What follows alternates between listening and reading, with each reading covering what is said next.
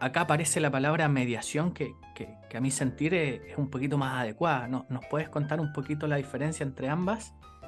Exactamente, sí, mira, hay distintas, y en la medida también que he ido avanzando las investigaciones, hay distintas formas de ejercer esa regulación parental.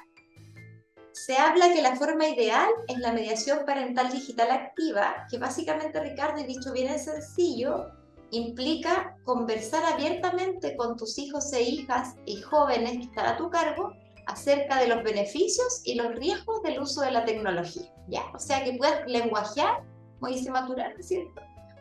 Completamente acerca de tanto los beneficios, porque no tenemos que demonizar la tecnología, vivimos en un mundo multimedial. O sea, esta Exacto. entrevista la estamos haciendo gracias a Zoom, te fijas, se va a transmitir a través de medios tecnológicos, entonces la tecnología en sí misma no es mala, en el fondo Claro. depende del uso que le den. Entonces, la mediación parental digital tiene que ver con estas conversaciones que se generen entre padres, madres o cuidadores principales y los niños y niñas o jóvenes a su cargo. Hay autores como Udin y Hassan en este mismo año que han determinado que hay 4 estilos de mediación parental digital. Como te digo, hay mucha literatura, pero en el fondo me voy a basar en esa porque creo que es la más completa. Estos La serían primera sería los tipos, ¿no? Sí. exactamente. La Perfecto. primera sería la que yo les decía recién, que es como la ideal, podríamos decir, ¿cierto? Que implica tener confianza con tu hijo, tu hija o joven acá. Por tanto, la confianza, como tú bien sabes, como colega se construye. Entonces, Claro. mientras antes tú empieces a hablar de esto con tu hijo o tu hija o a quien cuides, es mucho más sencillo que instalarlo en la adolescencia y no te va a resultar. O sea, mientras más tempranamente se instale, es mejor. Los otros tipos que tú describías muy bien acompañan la mediación parental digital activa, pero no generan los mismos efectos, ¿ya? Se habla de otros 3 tipos.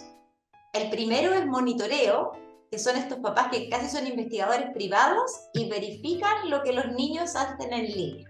Entonces, por ejemplo, se meten a los celulares, por atrás, Sí. revisan las páginas que han visto con estos Buscan las claves de buscadores. sus hijos. Sí. Exactamente, ¿te fijas? La tercera es la técnica, que tiene que ver con el control parental digital ya más exhaustivo, que es como cortarles el internet, ya como más drástico, ¿cierto? Todo lo que tiene que ver con horas de regulación.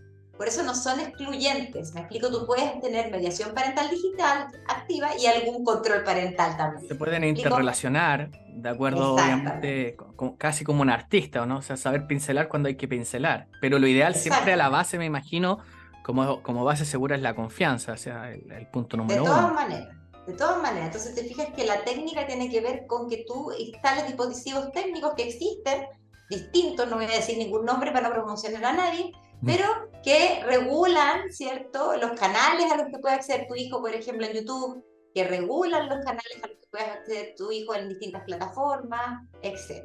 Aunque cada vez es peor, Ricardo, de repente hay padres que me han contado que contratan YouTube Kids o tienen instalado YouTube Kids más bien, igual aparecen imágenes de repente coladas de Sí. cosas que no corresponden, ¿ya?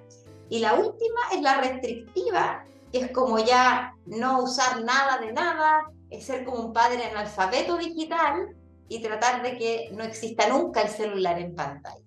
Y eso está absolutamente descartado, sobre todo si tenemos hijos e hijas o jóvenes a cargo. En la juventud, tanto la mediación parental restrictiva como la técnica generan incluso efectos adversos. Eso es interesante. Mm. Entonces, más que ayudar a tu hijo o tu hija a que regule la pantalla, con llevarte la contra en la adolescencia, que es lo que siempre pasa, va a intentar saltarse la regla. ¿Qué es lo que pasa?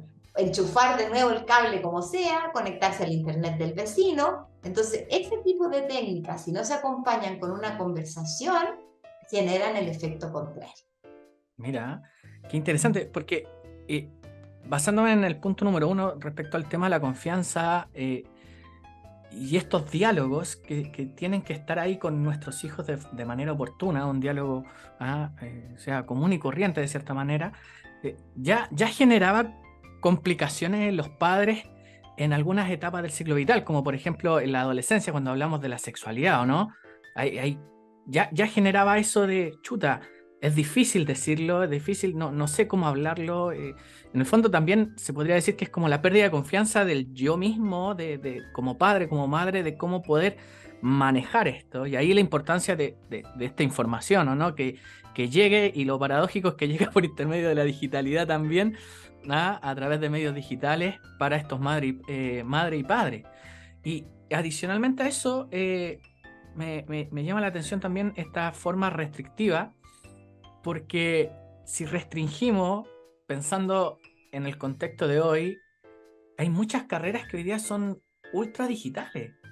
Me recuerdo un consultante, 19 años, aproximadamente unos 5 años atrás, llega a terapia, pagaba sus consultas de manera muy independiente, vivía solo, se había emancipado de sus padres a los 18 años aproximadamente, y, y me llamó mucho la atención porque era súper responsable, pagaba todo, no pedía descuento, nada por el estilo. Y en esas entrevistas que uno hace, uno le pregunta: ¿y a qué se dedica? Uno podría pensar que podría haber sido, no sé, traficante, algo, porque manejaba mucho dinero. Y me dice: Ricardo, no, yo hago aplicaciones. Y yo: ¿en serio? Sí, hago aplicaciones, lo estudié en un colegio técnico que está ahí en Renca, que es muy bueno, que tiene muchas carreras técnicas, y él hacía aplicaciones, y yo le digo: y disculpa la pregunta, y ahí salió la curiosidad, ¿cuánto ganáis? Y me dijo: no, yo gano 2 millones de pesos. Y yo: ¿qué? 19 años ganando 2 millones de pesos haciendo aplicaciones. Entonces, se empiezan a aparecer carreras nuevas, como por ejemplo también el community manager, carreras también hoy día que tienen que ver más con el tema del diseño, que hoy día hay tenemos estas tabletas donde se hacen los diseños de manera increíble.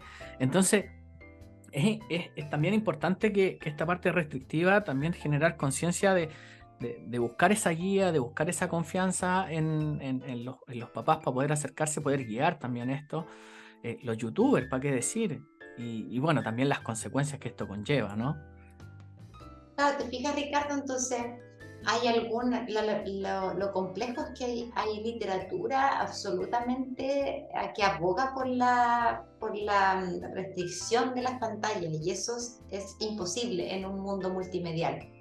Entonces, y sobre todo porque en el fondo, como tú bien dices, si uno utiliza la tecnología a favor y no en contra, la tecnología tiene mucho, como lo que estamos haciendo hoy día, esta conversación, insisto con ese ejemplo, tiene muchas formas educativas. Hoy día, si es bien utilizada incluso en los colegios, se utiliza de buena forma. Puede ser fue un medio que nos salvó de la pandemia a muchos padres y madres que no tenían cómo acceder a la educación presencial cuando nos confinaron en Chile, ¿cierto? Que fue un periodo mucho más extenso que otros países.